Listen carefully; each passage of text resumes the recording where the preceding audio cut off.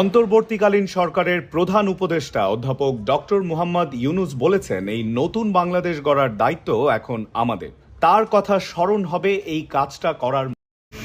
আজকে রোজ শনিবার বেলা 11টার সময় আবু সাঈদের কবর জিয়ারতে যান বর্তমান অন্তর্কালীন সরকার মোহাম্মদ ডক্টর ইউনূস। সম্পূর্ণ ভিডিওটি সামনে দেখবেন। এরকম আরও ভালো ভালো ভিডিও পেতে চ্যানেলটি সাবস্ক্রাইব করে একটি লাইক দিয়ে ভিডিওটি দেখুন। হবে এই কাজটা করার মধ্য দিয়ে। আজ শনিবার সকাল 11টার দিকে আবু সাঈদের কবর জিয়ারত ও তার পরিবারের সদস্যদের সঙ্গে কথা বলা শেষে গণমাধ্যমকে তিনি কথা বলেন।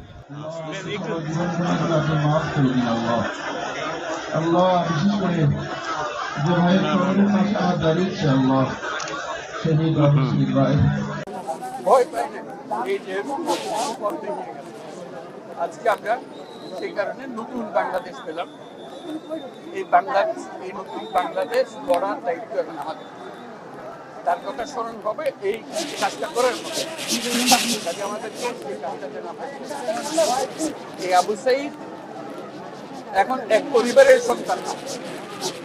বাংলাদেশের যত পরিবার আছে তাদের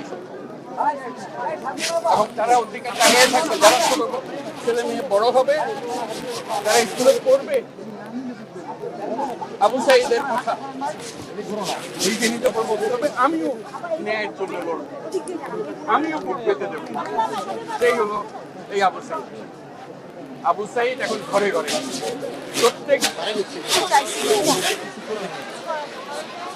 সব পরিবারের সন্তান এবং বাংলাদেশে এখানে জাতি ধর্ম নির্বিশেষে সবারই সন্তান।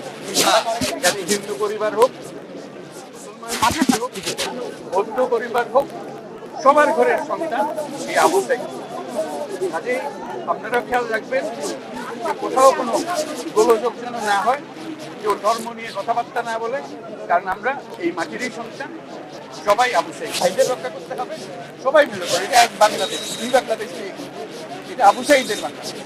এই আবু সাঈদের বাংলাদেশে কোনো ভেদাভেদ নেই। কাজে আপনাদের কিন্তু অনুরোধ যে যেখানে আছেন ওই আবু সাঈদের বা যারা যারা আছে যেখানে আছে তাদেরকে রক্ষা করবেন, কোনো রকম গোলযোগ করতে দেবেন।